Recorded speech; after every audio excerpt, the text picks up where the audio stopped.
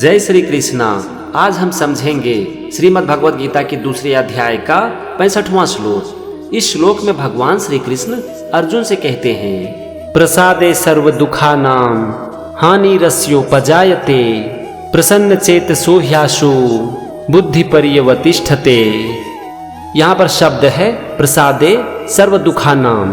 प्रसादे का मतलब होता है मन की प्रसन्नता होने पर, और सर्व दुखानाम का मतलब होता है संपूर्ण दुखों को। इसके बाद है हानि रस्योपजायते। इसमें है 3 शब्द, हानि, अस्य और उपजायते।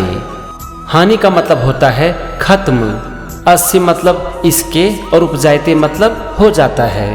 तो यहाँ पर पहले लाइन का मतलब हो गया कि मन की प्रसन्नता होने पर इनके संपूर्ण दुखों का खत्म हो जाता है। यानी कि जब मन प्रसन्न होता है तो सारा दुख खत्म हो जाता है।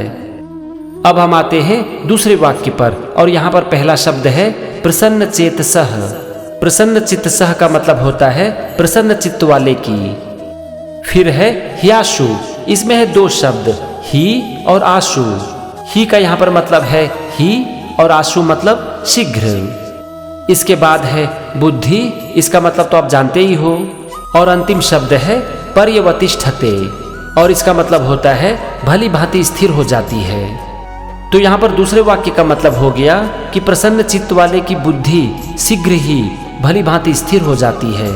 मतलब कि जो प्रसन्न मुद्रा में रहते हैं उसकी बुद्धि स्थिर हो जाती है। हमने दोनों वाक्य का मतलब समझ लिया। चलो अब हम समझते हैं पूरे श्लोक का मतलब। भगवान श्री कृष्ण कहते हैं कि हे अर्जुन, प्रसन्नता होने पर सारा दुख खत्म हो जाता है, और प्रसन्न चित्त वाले की बुद्धि शीघ्र ही भली भांति स्थिर हो जाती है। इसे हम आसान भाषा में इस तरह से कहेंगे कि जिनका मन प्रसन्न होता है उनकी बुद्धि स्थिर होती है, उनका मन शांत रहता है, और इससे उनका सारा दुख खत्म हो जाता है।